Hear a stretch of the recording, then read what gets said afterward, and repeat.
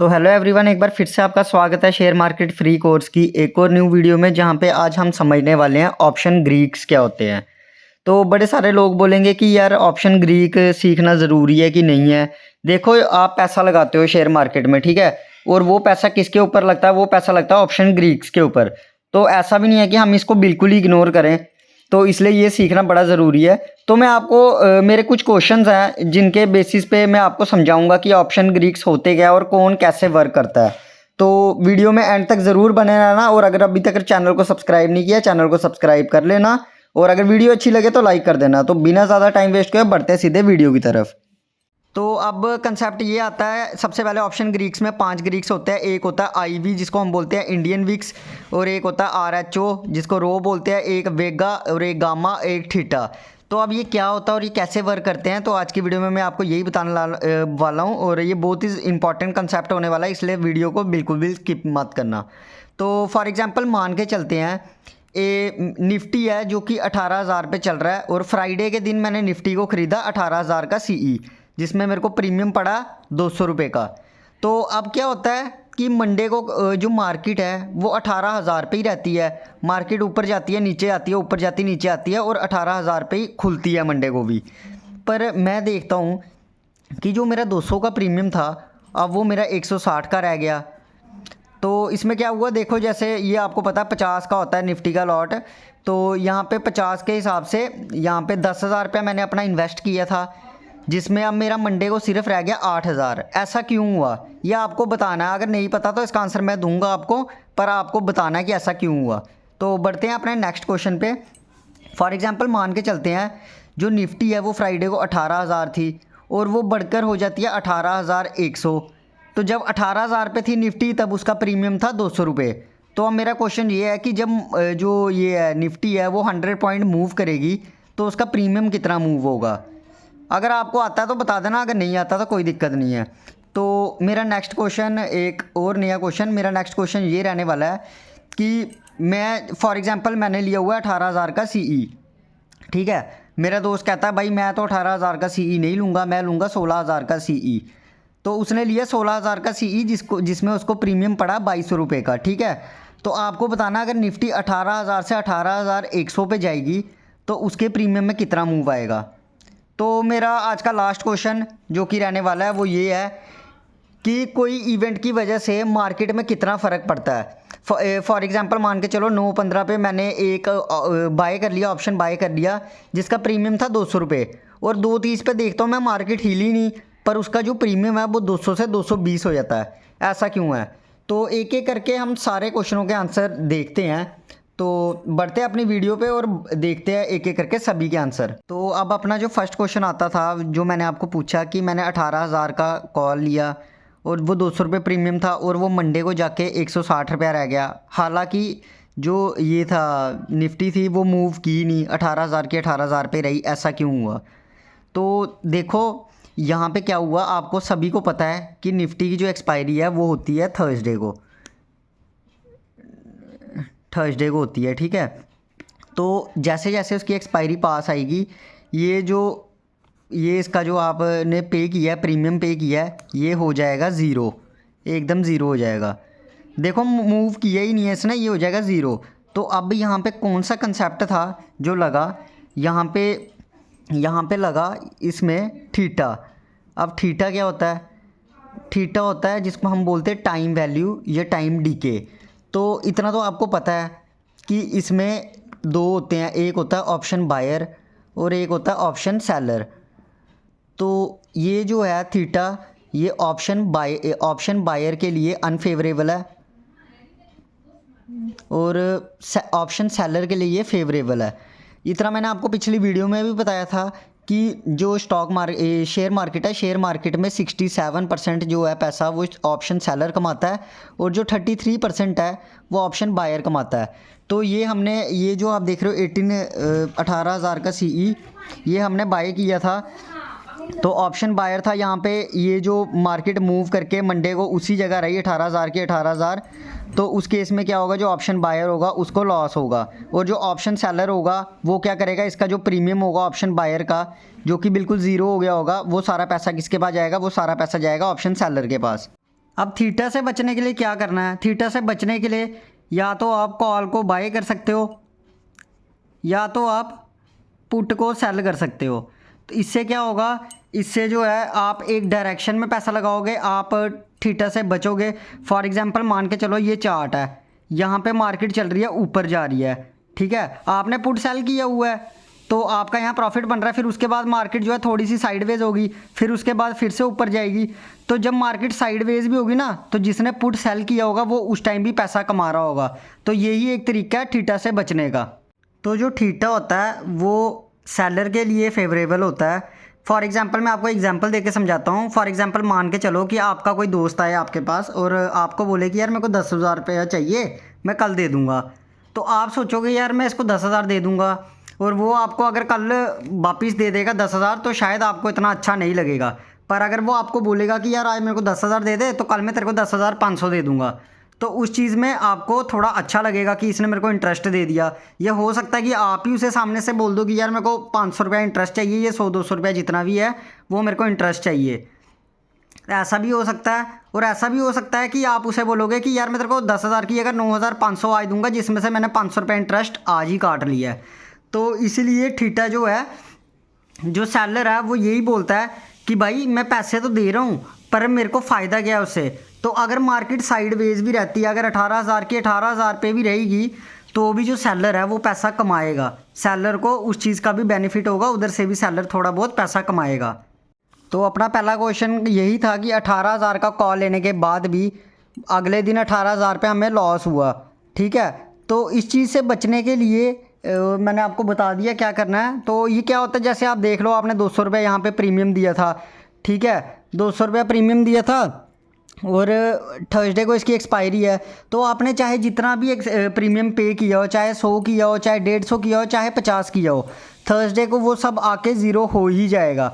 और अगर आप उस टाइम पैसा कमाना चाहते हो थर्सडे से पहले, तो आपका होना चाहिए 18,000 प्लस 200, मतलब 18,200 के ऊपर अगर मार्केट जाएगी तो ही जाके आपको प्रॉफिट होगा। अदरवाइज़ जो आपका प्रीमियम है वो बिल्कुल ज़ीरो हो जाएगा और आपको जो है लॉस हो जाएगा। तो बढ़ते अपने नेक्स्ट क्वेश्चन की तरफ। तो नेक्स्ट क्वेश्चन अपने पास आ जाता है, अगर हमने 18,000 का CE लिया है जो कि 200 रुपया प्रीमियम था, और अगर वो 18,100 पे चल जाएगा तो प्रीमियम कितना होगा। तो इस चीज़ को समझने के लिए हमें दूसरे ऑप्शन ग्रीक की तरफ जाना पड़ेगा, जिसको हम बोलते हैं डेल्टा। अब डेल्टा क्या होता है? डेल्टा बोलता है कि अगर आप मुझे समझते हो ना तो आप ये इजीली फाइंड कर सकते हो। अब आपको पता है कि ऑप्शन में 3 तरीके के प्राइस होते हैं, एक होता है ITM, एक होता है ATM और एक होता है OTM, ठीक है। तो ये इसमें क्या होता है, ATM में क्या होता है 0.5 डेल्टा होता है, और ITM में होता है 0.5 से लेके 1 तक, और यहाँ पे आपको यहाँ पे होता है 0 से लेके 0.5 तक। तो अब इसमें क्या होता है, कहीं कहीं वेबसाइट में आप चेक करोगे वहाँ पे आपको यहाँ पे 0 से 100 भी दिखेगा, 100% तक, पर मैक्सिमम यही होता है, बात सेम है, ठीक है सब में। तो अब क्या करना है, आप देख रहे हो आपका प्राइस है यहाँ पे, तो 100 पॉइंट मूव किया, 100 पॉइंट मूव किया और 100 पॉइंट आगे गया, आगे मतलब 100 पॉइंट गया OTM में। OTM में कितना है यहाँ पे मैक्सिमम 0.5, इसको इंटू कर देंगे हम 0.5 के साथ, तो ये अपना आ जाएगा 50। तो इसका आंसर बिल्कुल सेम था। मैं उम्मीद करूँगा आपको कॉन्सेप्ट समझ आया होगा ये। तो अगर मार्केट जो है 18,000 से 18,100 पे जाएगी तो जो प्रीमियम है वो 50 रुपये बढ़ेगा, ठीक है। वो कैसे बढ़ेगा वो मैंने आपको बता दिया कि इसमें 3 जो इसके होते हैं ITM, ATM और OTM। ATM में होता है जो डेल्टा वो होता है 0.5, और ITM में 0.5 से 1, और OTM में होता है 0 से 0.5 तक।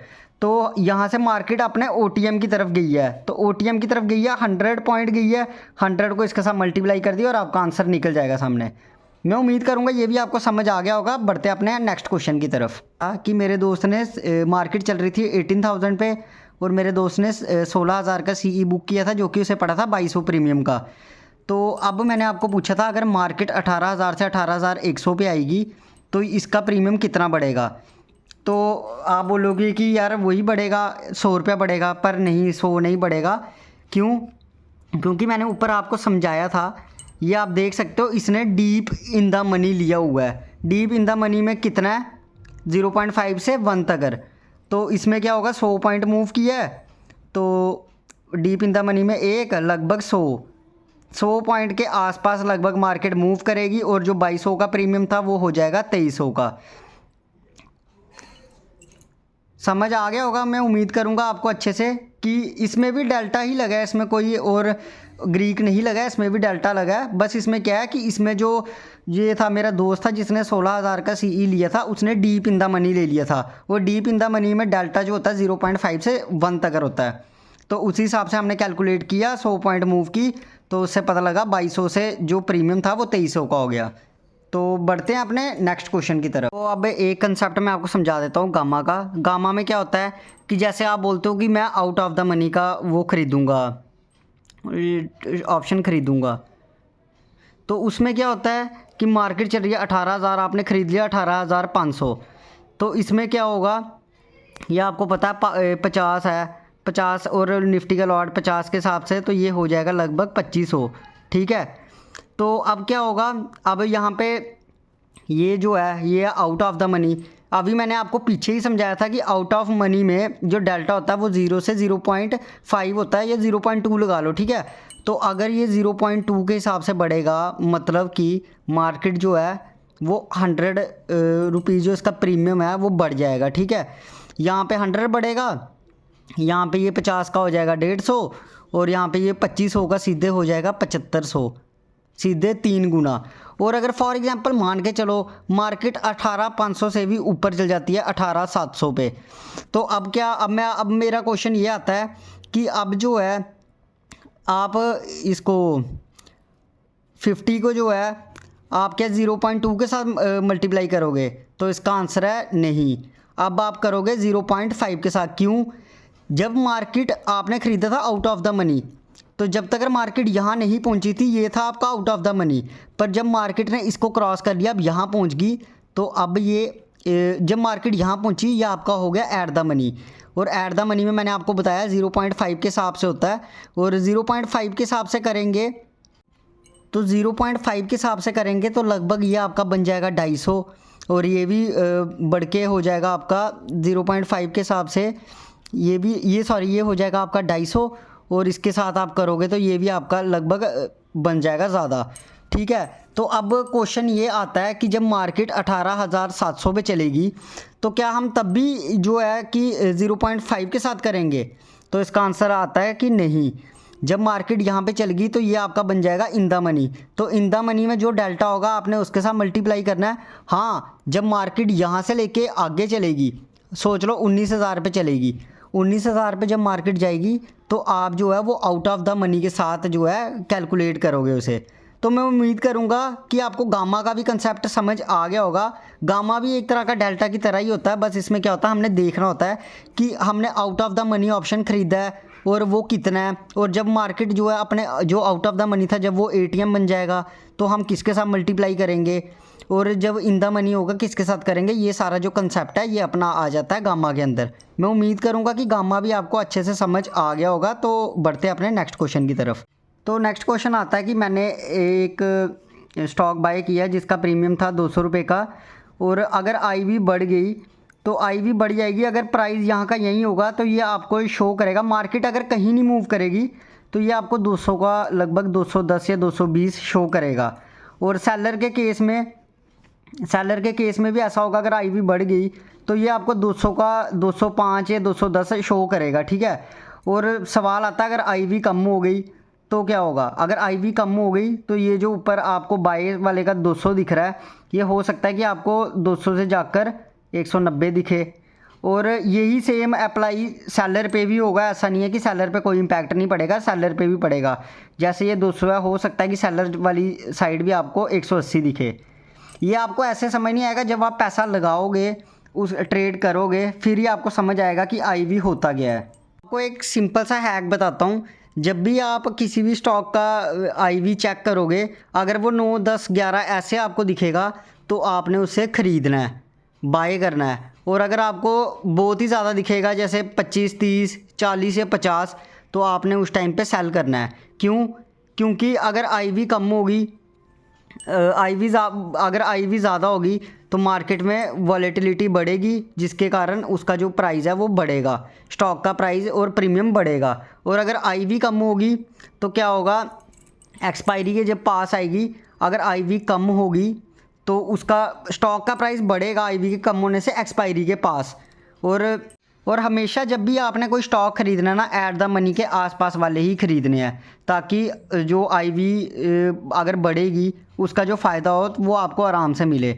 ज़्यादा इन द मनी या ज़्यादा आउट ऑफ द मनी वाला स्ट्राइक प्राइस कभी नहीं चूज़ करना है। जो भी करना है एटीएम के आसपास वाला ही करना है। सिंपल सी बात है, जिसकी आईवी कम है उसे ख़रीदना चाहिए और जिसकी आईवी बहुत ज़्यादा है उसे बेचना चाहिए। तो अभी के लिए हमने जितना भी सीख लिया उतना बहुत है। हमने आईवी सीख लिया क्या होता है, थीटा सीख लिया क्या होता है, गामा सीख लिया क्या होता है। तो आज की वीडियो के लिए इतना बहुत है, क्योंकि अगर मैं सारे कॉन्सेप्ट आपको एक ही बारी में समझाऊंगा तो आप पजल हो जाओगे, आप सबको मिक्स कर दोगे। तो आप बाकी आज की वीडियो में बस इतना ही। उम्मीद करूंगा आपको वीडियो अच्छी लगी होगी। नेक्स्ट वीडियो में हम इसे ही कंटिन्यू करेंगे। तब तक के लिए गुड बाय। अगर वीडियो अच्छी लगी हो लाइक कर देना, चैनल को सब्सक्राइब कर देना।